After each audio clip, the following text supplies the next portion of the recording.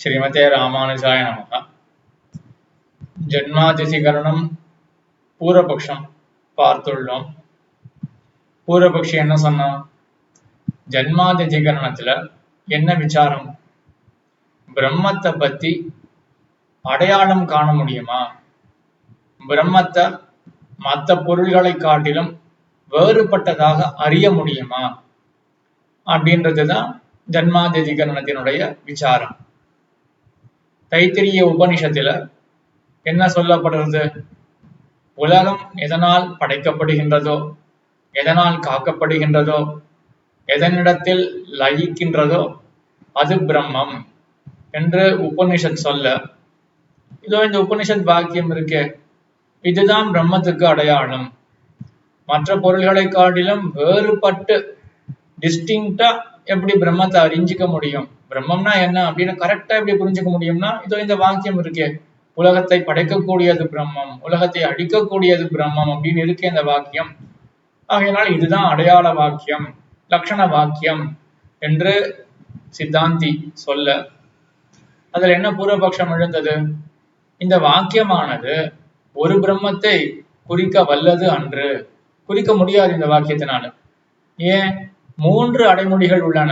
உலகத்தை படைக்கின்றது, உலகத்தை காக்கின்றது, உலகத்தை அழிக்கின்றது பிரம்மம் அப்படின்னு 3 அடைமொழிகள் இருக்கிறபடியினால, அடைமொழி அப்படின்றது என்ன பண்ணும், 3 பொருள்களாகத்தான் காட்டும். எப்படியானால் கொம்பில்லாத கொம்புடைய அரை கொம்புடைய மாடானது அந்த தொழுவத்திலே இருக்கின்றது அப்படின்னு சொன்னா ஒரு மாடுன்னு புரிஞ்சுக்க மாட்டோம், 3 மாடுகள் அப்படின்னு தானே புரிஞ்சுப்போம். அதே போலதான் இங்கேயும் 3 பிரம்மம் அப்படின்னு தான் புரிஞ்சுப்போமே ஒழிய, ஒரு பிரம்மத்துக்கு நான் அடையாளம் கண்டு கொண்டேன் அப்படின்னு நமக்கு ஒரு எண்ணமானது எழாது என்று இதுதான் பூர்வபக்ஷமாக இருந்தது. இந்த பூர்வபக்ஷியினுடைய தாட் ப்ராசஸ், அவனுடைய இந்த சிந்தனை அலைகள், அவன் என்ன சொல்றான், விசேஷணம் அப்படின்றது அதனுடைய ஸ்வபாவம் என்ன, அடைமொழி ஒன்று கொடுத்தாலே அதனுடைய தன்மை இயற்கை என்ன, டிஃபால்ட் ஆஃப் மோட் என்ன அப்படின்றது, அது மற்ற பொருள்களை காட்டிலும் தன்னுடைய விசேஷத்தை பிரிச்சு காட்டும். புஷ்பம் அப்படின்னு சொன்னா 1000 புஷ்பங்கள் இருக்குன்னு வச்சுப்போமே, வெள்ளையான புஷ்பம் அப்படின்னு சொன்னா என்ன பண்றது, மற்ற 990 10 வெள்ளையான புஷ்பங்களை பிரிச்சு காட்டுறது இல்லையா. பிரிக்கிறது, பொருளை மற்ற பொருள்களை காட்டிலும் பிரிக்கிறது அப்படின்றதுதான் டிஃபால்ட் ஆபரேஷன் இந்த விசேஷணத்துக்கு. அப்போ ஒரு 4 விசேஷணம் போட்டோம்னா என்ன ஆகும்னா, 4 பொருள்கள் தனித்தனியா பிரிச்சு காட்டப்படும். அதுக்கப்புறம் கண்ணுக்கு தெரிஞ்சு இந்த 4 பொருள்கள் தனித்த பொருள் அல்ல. தேவதத்தன் அப்படின்னு ஒருத்தனை பார்த்து அடைமொழிகள் இடறோம், அவன் சமபரிமாணன், அதாவது கட்டான ஒரு உடம்பை உடையவன் அப்படின்னும், லோகிதாக்ஷன் சிவந்த கண்ணை உடையவன் அப்படின்னு யுவாவாக இருக்கின்றான் அப்படின்னு 3 விசேஷணங்கள் இட்டா, இப்போ 3 தேவதத்தர்கள் அப்படின்னு நமக்கு தோன்றாது. ஏன் தோன்றாது, தேவதத்தன் தான் கண்ணை தெரியக்கூடியவனாச்சே. இந்த 3 விசேஷணங்களும் இந்த தேவதத்தன் இடத்திலே கூடும் அப்படின்னு கண்ணுக்கு தெரியறபடினால என்ன ஆகுது, ஒரு தேவதத்தன் ஒரு மனிதன் அப்படின்னு தான் புரிஞ்சுக்கணும். ஆனா டிஃபால்ட்டா என்ன பண்ணும் விசேஷணம் அப்படின்றது பிரிச்சு காட்டும் அப்படின்றதுதான் பூர்வபக்ஷம் என்றதை பார்த்தோம். இப்போ இங்க எம்பெருமானார் இதுக்கு பதில் சொல்லணும். இங்க எம்பெருமானார் சாதிக்கிறது என்னன்னா, பூர்வபக்ஷி சொன்னத ஒரு அம்சத்துல எம்பெருமானார் ஏற்றுக்கொள்றார். ஏற்றுக்கொண்டேதான் ஆக வேண்டும். என்ன அம்சத்துல ஏற்றுக்கொள்றார் அப்படின்னா, விசேஷனம் அப்படின்றது பிரிச்சு காட்டும் அப்படின்ற அம்சத்தை எம்பெருமானார் ஒப்புக்கொள்ளுகிறார். இது ஒப்புக்கொண்டுதானே ஆகணும். புஷ்பங்களை கொண்டு வா அப்படின்னு சொல்லிட்டு வெள்ளையான புஷ்பங்களை கொண்டு வா அப்படின்னா சில புஷ்பங்களை தள்ளுறது தானே செய்யறது இந்த விசேஷனம் அப்படின்றது.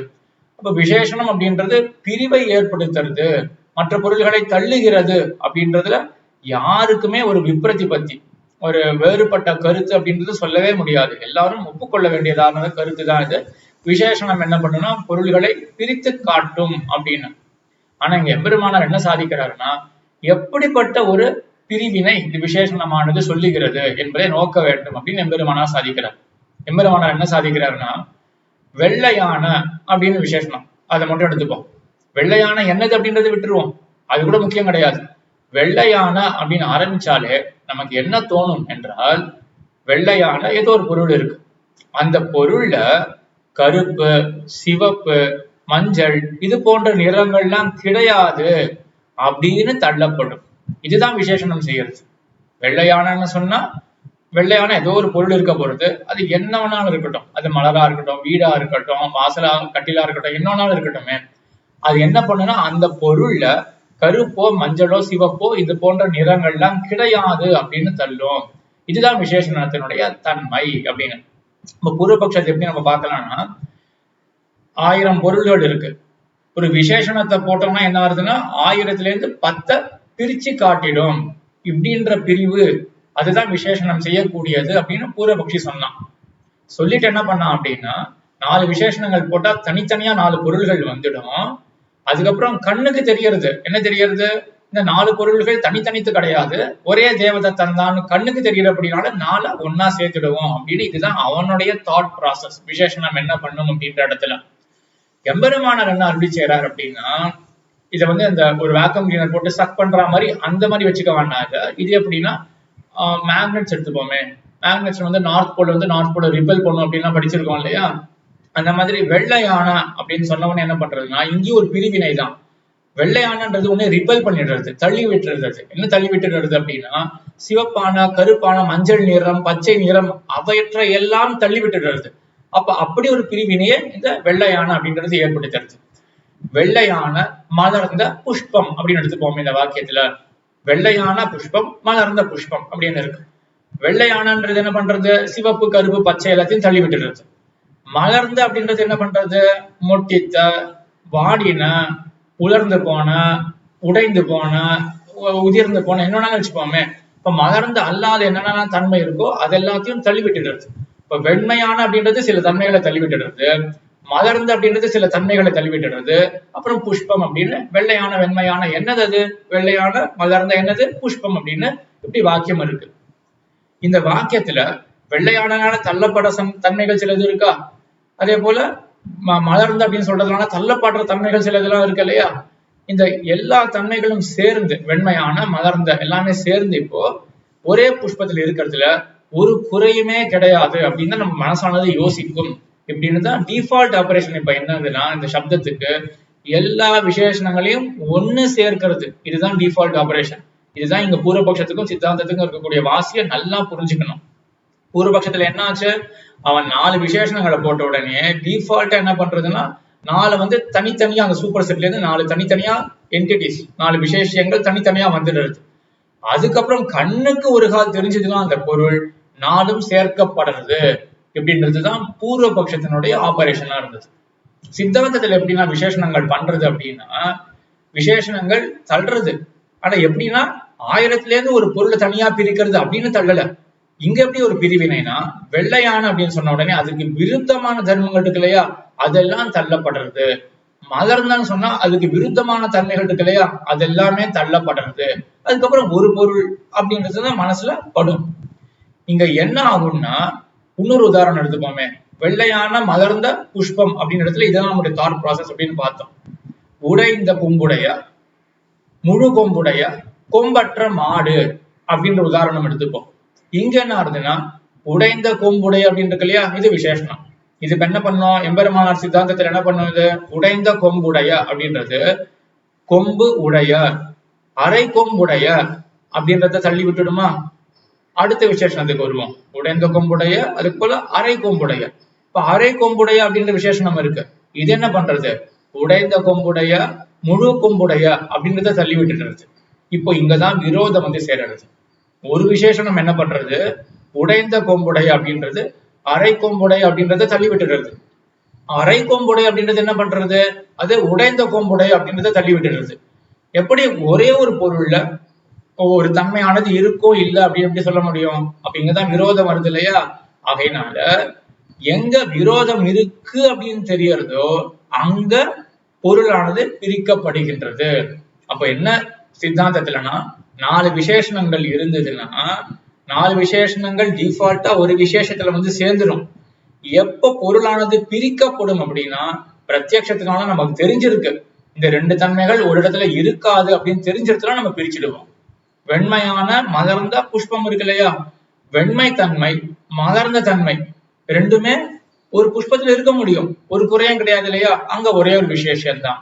ஆனா வெண்மையான சிவப்பான பூ அப்படின்னா என்ன ஆகும்? இப்போ இங்க ரெண்டு பொருள்கள் வந்துடும்.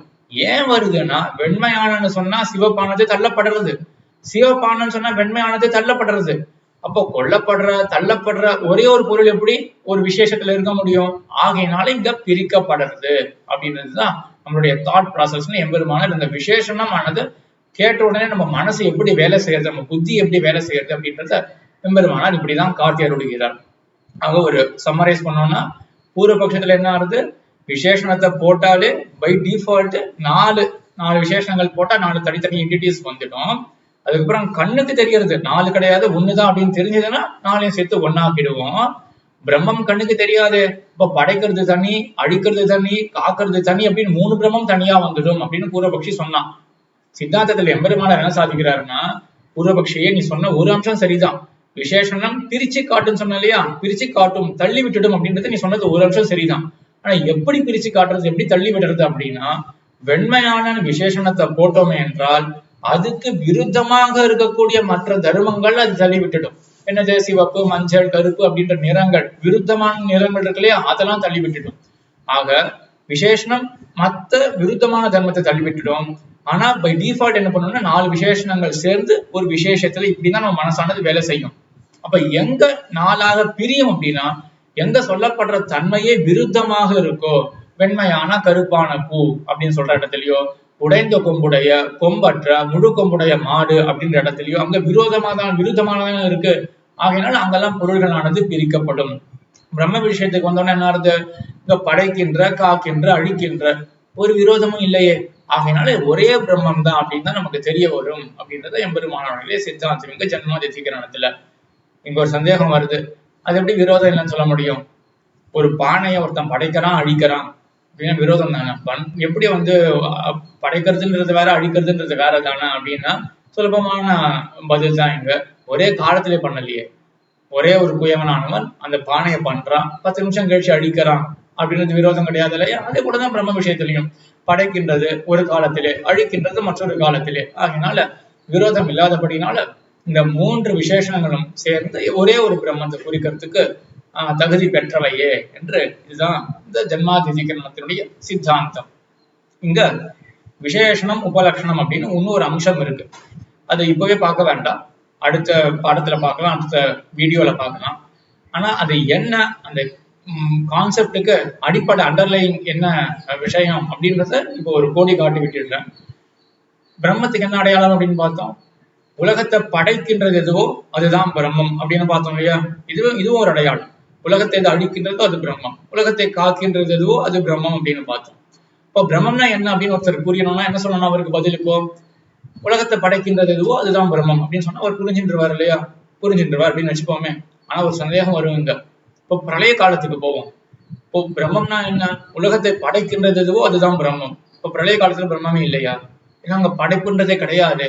இப்போ உலகத்தை படைக்கின்றது பிரம்மம் அப்படின்னு பிரம்மத்துக்கு அடையாளம் ஆயிடுதுன்னா அது சரியான அடையாளமா இப்ப பொருந்தலையே. ஏன் பிரளய காலத்துல பிரம்மமே இல்லை அப்படின்னு ஆயிடுமே அப்படின்னு ஒரு கேள்வி வரும் இல்லையா? இந்த கேள்விக்கு பதிலாக தான் விசேஷணம்னா என்ன, உபலட்சணம்னா என்ன அப்படின்றத பார்க்க வேண்டி இருக்கும். இதனுடைய பதிலையும் யோசி பாருங்க, என்ன பதில் கிடைக்கிறது அப்படின்றத மனசை தேக்கி வச்சுக்கோங்க. அடுத்த உபன்யாசத்துல உபலட்சணம்னா என்ன, விசேஷணம்னா என்ன அப்படின்னு பார்க்கலாம். ஆழ்வார் திருவடிகளே சரணம், எம்பெருமானார் திருவடிகளே சரணம், ஜீயர் திருவடிகளே சரணம்.